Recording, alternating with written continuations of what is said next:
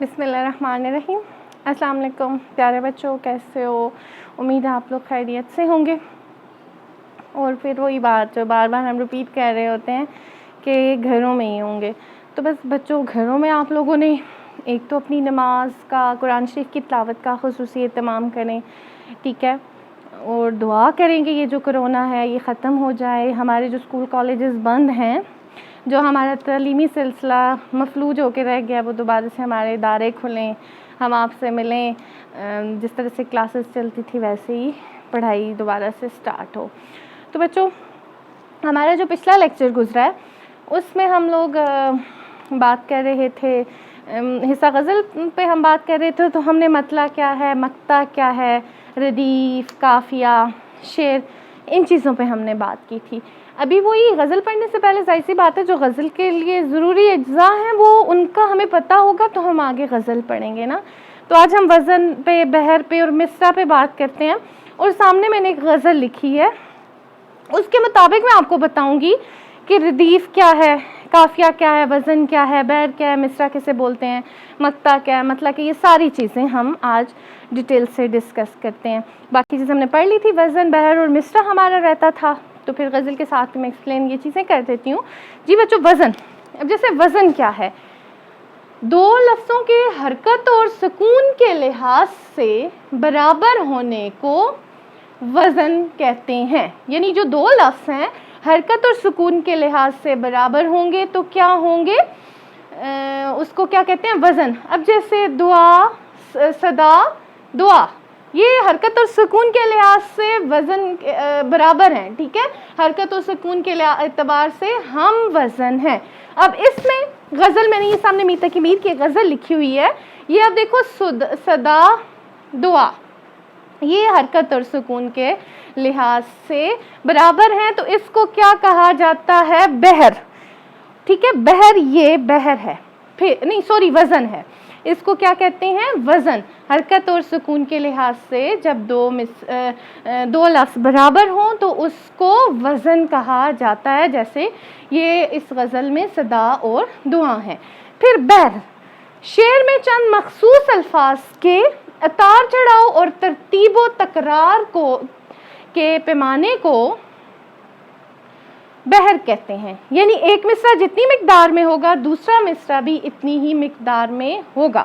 اب دیکھیں لینتھ، یعنی کہ اب یہ بحر ہے، یہ مصرع دیکھیں اس کی یہ جو ترتیب ہے اتنی ہی ہے جتنی اس مصرع کی، یعنی مصرعوں کی جو ترتیب ہے، پیمانہ ہے، دیکھیں یہ رو جتنی آ رہی ہے، جتنے بار جس میں ہیں اتنے ہی اس میں ہیں، یہ جو ترتیب ہے اس کو کیا کہیں گے، بحر کہیں گے۔ آپ لوگوں کو سمجھ آ گئی کہ بحر کسے کہتے ہیں، یہی مصرع جتنی مقدار میں یہ مصرع ہے اتنی ہی یہ سپیس لے رہا ہے، اتنی ہی یہ لے رہا ہے، تو اس کو ہم کہیں گے بحر۔ پھر آگے جاتے ہیں، مصرع پہ بات کرتے ہیں۔ مصرع یعنی مصرع کا معنی نصف شعر کے ہیں، آدھے شعر نصف کے ہیں، یعنی شعر کے آدھے حصے کو مصرع یا شعر کی ایک مصرع کہتے ہیں، یا پھر شعر کی ایک لائن بھی مصرع کہلاتی ہے۔ یعنی یہ پورا شعر ہے، شعر ہم نے دو مصرے، ہم نے کہا تھا دو مصروں پہ جو مشتمل ہوتا ہے، یہ آپ کے پاس پورا شعر ہے، ٹھیک ہے، لیکن اس کی جو ایک لائن ہے، یہ ایک لائن ہے، یہ کیا ہے، یہ مصرع ہے، ٹھیک ہے، یہ اس کو مصرع کہیں گے۔ یہ جیسے ایک مصرع ہے، یہ اب اس طرح سے بھی پھر کہتے ہیں یہ مصرع اولا ہو گیا، یہ مصرع اولا، پھر مصرع ثانی، یہ اس طرح سے بھی انہیں کہتے ہیں، مصرع اولا، مصرع ثانی، ٹھیک ہے۔ آپ کو سمجھ آ گئی وزن کیا ہے، بحر کیا ہے اور مصرع کیا ہے۔ شعر یہ دو مصروں پہ مشتمل ہے جس میں ایک ہی خیال بیان کیا جا رہا ہے، جس کا وزن اور بحر بھی برابر ہے، تو یہ ہو گیا شعر بھی۔ آپ کو یہ بھی سمجھ آ گئی۔ پھر اب ہم نے بات کی تھی پچھلے لیکچر میں مطلع کیا ہے، مقطع کیا ہے، یہ چیزیں بھی اسی غزل کو سامنے رکھ کے، میتا کی میر کی یہ غزل ہے، اسی کو سامنے رکھ کے ہم اس پہ بھی بات کرتے ہیں۔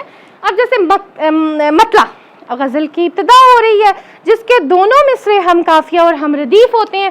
اب دیکھیں یہ پہلا مصرع اور دوسرا مصرع ہم قافیہ اور ہم ردیف ہیں، صدا اور دعا ہم آواز الفاظ ہیں، ٹھیک ہے، تو یہ ہو گیا قافیہ، ہم قافیہ بھی ہیں پہلا مصرع، اور ردیف یہ کر چلے، یہ میں نے کہا نا بار بار جن کی تکرار ہو رہی ہو غزل میں قافیہ کے بعد جو دہرائے جانے والے الفاظ ہوتے ہیں، تو یہاں پہ دونوں مصرے ہم قافیہ اور ہم ردیف ہیں، تو اس لیے بچوں یہ یہاں پہ مطلع ہے، یہ مطلع کی پہچان ہے۔ اور جو غزل کا دوسرا شعر ہوتا ہے، آپ دیکھیں اس میں پہلے مصرے میں کوئی قافیہ اور ردیف نہیں ہے، لیکن دوسرے مصرے میں دیکھیں، اب دوسرے مصرے میں اٹھا، اب یہ دیکھیں صدا دعا اٹھا اور کر چلے، یہ کیا ہے؟ دوسرے مصرے میں قافیہ اور ردیف پائے جاتے ہیں، تو یہ غزل کا دوسرا شعر ہے۔ یہ آپ کو سمجھ آئے گی۔ تیسرے مصرے میں بھی وہی چھپا، یہ دیکھ لیں آپ، اٹھا چھپا کر چلے کر چلے، دوسرے شعروں کے پہلے مصرے میں نہیں ہے یہ ترتیب، دوسرے مصرے میں قافیہ اور ردیف پائے جاتے ہیں، تو یہ غزل کے عام شعر ہیں، یعنی شعر نمبر 2، شعر نمبر 3، شعر نمبر 4۔ یہاں پہ اب جدا، یہ دیکھ لیں، دعا اٹھا چھپا جدا ادا،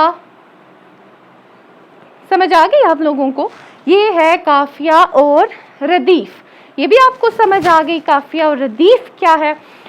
پھر اس کے بعد بچوں ہم بات کرتے ہیں مطلع بھی آپ کو پتہ چل گیا، اب ہم بات کرتے ہیں مقطع۔ یہ اب جیسے غزل ہے جس کا یہ شعر ہے، کہیں کیا جو پوچھے کوئی ہم سے میر، جہاں میں تم آئے تھے کیا کر چلے۔ تو اب یہاں پہ آخری شعر ہے، یہ مقطع ہے، آخری شعر ہے غزل کا، غزل کا اختتام اس شعر پہ ہو رہا ہے، تو یہاں پہ میر نے اپنا تخلص بھی، یہ تخلص جو شاعر کا کلمی نام وہ بھی استعمال کیا، اور غزل کا اختتام بھی اس شعر سے ہو رہا ہے، تو یہ مقطع ہے۔ آپ کو پتہ چل گیا کہ مصرع کیا ہے، ٹھیک ہے، یہ ایک جو شعر ہے یہ مصرع ہو گیا۔ ردیف قافیہ آپ کو پتہ چل گیا، قافیہ یہ جو ہم آواز الفاظ ہیں، صدا دعا اٹھا چھپا جدا ادا، یہ جو ہم آواز الفاظ ہیں یہ قافیہ ہے۔ اور غزل میں جو بار بار قافیہ کے بعد دہرائے جانے والے الفاظ ہوتے ہیں وہ کیا ہوتے ہیں؟ ردیف۔ جیسے یہاں پہ بار بار تکرار ہو رہی ہے، کر چلے کر چلے کر چلے، یہ کر چلے، یہ کیا ہے؟ ردیف ہے۔ اچھا، مصرع اولا اور مصرع ثانی بھی آپ کو سمجھ آ گئی۔ شعر کا جو پہلا مصرع ہوتا ہے اسے مصرع اولا کہتے ہیں، دوسرے مصرے کو مصرع ثانی کہتے ہیں۔ ان کیس یہاں پہ ہم اب غزل، یہ غزل ہے آپ کے سامنے، یہاں پہ اگر میر اپنا تخلص استعمال نہ کر رہے ہوتے، لیکن یہ یہاں پہ ہوتا غزل کا شعر آخری ہی، تو اس کو پھر مقطع نہیں کہا جائے گا، اس کو کیا کہا جائے گا؟ پھر آخری شعر۔ اور یہاں پہ بھی اگر دونوں مصروں میں یہ قافیہ اور پہلے شعر مطلع میں دونوں مصروں میں قافیہ اور ردیف، یعنی یہ صدا کر چلے دعا کر چلے نہ ہوتا، ترتیب اس طرح کی ہوتی، تو اس کو پہلا شعر کہیں گے، یا حسن مطلع، غزل کا پہلا شعر بھی کہہ سکتے ہیں، یا پھر کیا کہہ سکتے ہیں؟ حسن مطلع۔ جی بچوں، آپ کو سمجھ آ گئی مصرع کیا ہے، وزن کیا ہے، اور وزن اور بحر بھی آپ کو جیسے سمجھ آ گیا۔ وزن جو ہے یہ دیکھیں آپ دونوں مصروں میں، یہ جو ہم سکون اور حرکت کے لحاظ سے دونوں مصروں کا وزن جو ہے وہ برابر ہے، صدا دعا، تو یہ ہو گیا وزن۔ بحر دونوں مصروں کی جو ترتیب و تکرار کا جو پیمانہ ہے، یہ دیکھیں اب یہ ترتیب اور یہ ترتیب جو ہے وہ برابر ہے، یعنی کہ ایک مصرع اگر آپ اتنی سی رو میں لکھتے ہیں تو دوسرا مصرع بھی اتنا ہی ہونا چاہیے، یہ اتنا ہوا تو وہ بحر برابر نہیں آئے گا، ٹھیک ہے، دوسرا مصرع اتنا ہوگا تو وہ بحر برابر آئے گی، تو یہ ہو گیا بحر۔ مصرع کی بھی آپ کو سمجھ آ گئی، وزن کی بھی آپ کو سمجھ آ گئی، بحر کی بھی آپ کو سمجھ آ گئی۔ اس کے علاوہ آپ کو یہ بھی پتہ چل گیا کہ یہ مطلع کیا ہے، بتا دیا۔ مطلع پہلا شعر جس میں طلوع سے نکلا ہے، جس میں دونوں مصرے ہم قافیہ اور ہم ردیف ہوتے ہیں۔ اب ظاہر سی بات ہے ہم قافیہ اور ہم ردیف بھی آپ کو پتہ چل گیا۔ قافیہ ہم آواز الفاظ، تو یہ صدا اور دعا، اور ردیف یہ کر چلے بار بار تکرار ہو رہی ہے، تو یہ ردیف ہے۔ اور اس کو پھر جو دوسرے اشعار ہوتے ہیں غزل کے، شعر نمبر 2، انہیں دوسرا شعر، تیسرا شعر، چوتھا شعر، پانچواں شعر، اور پھر جو آخری شعر ہوتا ہے وہ ہوتا ہے مقطع۔ مقطع کی پہچان بھی آپ کو پتہ چل گئی، جس میں شاعر اپنا تخلص استعمال کرتا ہے۔ جی بچوں، یہ آج کا لیکچر بس اتنا سا ہی تھا، آگے ہم تشبیہ استعارہ پہ بات کریں گے، لیکن اس سے پہلے آپ نے کیا کرنا ہے، اپنی نیٹ کاپیز پہ مطلع، مقطع ردیف, قافیہ, شعر, وزن, بحر, مصرع, ان کی تعریف بھی لکھنی ہے جو میں نے آپ کو کروائی ہے, اور ساتھ ایک ایک مثال بھی آپ نے تحریر کرنی ہے کاپیز پہ. ان کا میں آپ سے ٹیسٹ لوں گی, اس کے بعد ٹیسٹ بھی آپ نے کرنا ہے, کاپی پہ لکھ کے یاد کر کے آپ نے ٹیسٹ کرنا ہے. آپ یہ نہ سمجھے کہ میم نہیں دیکھ رہی تو ہم ٹیسٹ کیسے کریں گے. میم نہیں دیکھ رہی بچوں, پر اوپر اللہ تعالیٰ تو دیکھ رہے ہیں نا, تو آپ نے یہ اچھے طریقے سے یاد کریں, کیونکہ بعض دفعہ یہ پیپر میں آئے ہوتے ہیں, یہ بڑی انپورٹنٹ چیزیں ہیں, آپ کو پیپر میں دے دیا جاتا ہے. مطلع اور مقطع کی تعریف مثالوں کے ساتھ لکھیں. 5 نمبر کا یہ کوشچن ہوتا ہے, وزن اور بحر کسے کہتے ہیں, بیان کریں. یہ چیزیں آپ کو آئی ہوتی ہیں پیپر میں, کم از کم 2-3 کوشچن ان 13 کوشچنز میں سے جو شارٹ کوشچنز ہوتے ہیں ایسے بھی ہوتے ہیں.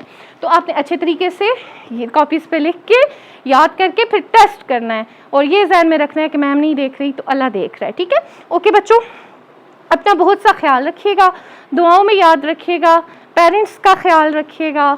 بہت آپ لوگوں نے پڑھائی کی طرف توجہ دینی ہے. پھر آپ وہ لوگ ایک اس چیز سے تنگ بھی ہوتے ہیں آج کل کے بچے کے, بار بار پیرنٹس بھی وہی بات کر رہے ہیں, ٹیچرز بھی وہی بات کر رہے ہیں, لیکن بے شک آپ خفا ہوتے ہیں, تنگ ہوتے ہیں, تو ہوتے رہے, ہم بار بار وہی باتیں آپ سے کہتے رہیں گے, شاید کہ آپ کے پلے پڑ جائیں. اوکے بچوں, اللہ حافظ.